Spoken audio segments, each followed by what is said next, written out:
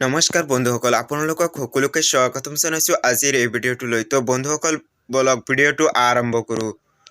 আপোনালোকে যদি ইউনিভাৰ্চেল পাছ বনোৱা নাই, কেনেকৈ বনাব পাৰিব সম্পূৰ্ণ ষ্টেপ এই ভিডিঅ'টোৰ জৰিয়তে জনাই দিম। সেয়েহে বন্ধুসকল, ভিডিঅ'টো অলপ স্কিপ নকৰাকৈ শেষলৈকে চাব। আৰু যদি আপুনি মোৰ এই চেনেলত নতুন হয়, তেন্তে তলৰ পৰা ছাবস্ক্ৰাইব কৰি অল নটিফিকেশ্যন অন কৰি ৰাখিব। তো বন্ধুসকল, বলক ভিডিঅ'টো আৰম্ভ কৰোঁ। বন্ধুসকল, আপুনি যদি মোবাইলৰ পৰা কৰি আছে, তেনেহ'লে যিকোনো এটা গুগল ব্ৰাউজাৰ অপেন কৰি লৈ সাৰ্চ বাৰত ইউনিভাৰ্চেল পাছ লিখি সাৰ্চ কৰি দিব। তাৰপিছত এনেকুৱাকৈ ইণ্টাৰফেচ আহি যাব। আপুনি ইউনিভাৰ্চেল পাছত ক্লিক কৰি দিব। ওপৰত এটা লিংক আহিব, তাতে ক্লিক কৰি দিব। তাৰপিছত এনেকুৱাকৈ ইণ্টাৰফেচ আহি যাব। আপুনি ইয়াত 1 মিনিটৰ ভিতৰত universal pass for double vaccinated citizens ইয়াত ক্লিক কৰি দিব। ইয়াত ক্লিক কৰি দিয়াৰ পিছত আপোনাৰ সন্মুখত এনেকুৱাকৈ ইণ্টাৰফেচ আহি যাব। আকৌ 3 মিনিটৰ বাবে আপুনি ইয়াত আপোনাৰ মোবাইল নম্বৰ বহাই লৈ চেণ্ড OTP-ত ক্লিক কৰি দিব। তাৰপিছত আপোনাৰ সন্মুখত এনেকুৱাকৈ ইণ্টাৰফেচ আহি যাব। আৰু আপোনাৰ ৰেজিষ্টাৰ মোবাইলত এখন OTP আহিব। সেই OTP-খন আপুনি বহাই লৈ ছাবমিটত ক্লিক কৰি দিব। ছাবমিটত ক্লিক কৰি দিয়াৰ পিছত আপোনাৰ সন্মুখত এনেকুৱাকৈ আহি যাব। আপুনি ইয়াতে চাব ভিউ পাছত ক্লিক কৰি দিব। তাৰপিছত আপোনাৰ সন্মুখত এনেকুৱাকৈ আহি যাব। আপুনি ইয়াত পাছখন ডাউনলোড কৰিব পাৰিব ইয়াৰ পৰা। আপুনি যেহেতু নতুন হয়, সেইকাৰণে আপোনাৰ ফটো আপলোড কৰিব লাগিব। তো বন্ধুসকল, মই এখন ফটো আপলোড কৰি দেখুৱাই আছোঁ আপোনালোকক।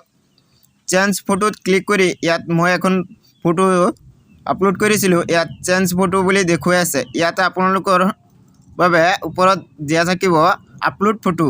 আপুনি ইয়াত ক্লিক কৰি দিব। ইয়াত চেঞ্জ ফটোত মই চেঞ্জ ফটোত ক্লিক কৰিলোঁ। ইয়াত ক্লিক কৰি দিব। চেঞ্জ ফটোত মই ক্লিক কৰিলোঁ। ক্লিক কৰাৰ পিছত ইয়াত অ'কেত ক্লিক কৰিম। অ'কেত ক্লিক কৰাৰ পিছত এনেকুৱাকৈ আহি গৈছে পাছটো। এতিয়া মই আগতে এনেই এখন ফটো আপলোড কৰিছিলোঁ। এতিয়া ফটোটো চেঞ্জ কৰিম।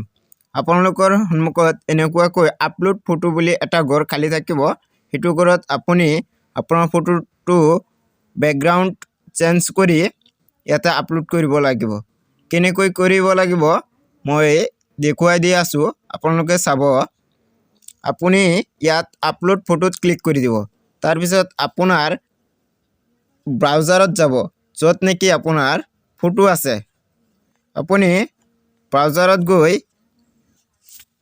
ইয়াত ফটোখন বিচাৰি চাব। এনেকুৱাকৈ ফটোৰ বেকগ্ৰাউণ্ড চেঞ্জ কৰি তাৰপিছত ইয়াত ক্লিক কৰি তাৰপিছত ওপৰত ছিলেক্ট আছে, ছিলেক্টত ক্লিক কৰিব। এনেকুৱাকৈ আহি যাব। আপুনি এনেকুৱাকৈ ফটো আপলোড কৰিব। আপলোড কৰাৰ পিছত তলত এখন বক্স আছে, এই বক্সটো টিক চিন মাৰি দিব। মাৰি দিয়াৰ পিছত আপডেটত ক্লিক কৰি দিব। আপোনাৰ পাছখন হৈ যাব। বন্ধুসকল, মই আগতে যিহেতু এইটো ফটো আপলোড কৰিছিলোঁ, সেইকাৰণে 48 ঘণ্টাৰ পিছত মই এই কাৰ্ডখন ডাউনলোড কৰিব পাৰিম। আপোনালোকে 24 ঘণ্টাৰ পিছতে ডাউনলোড কৰিব পাৰিব। ইয়াত অ'কে আহিছে, অ'কেত ক্লিক কৰি দিম। এনেকুৱাকৈ আহি যাব। আপোনাৰ সন্মুখত এনেকুৱাকৈ আহি যাব।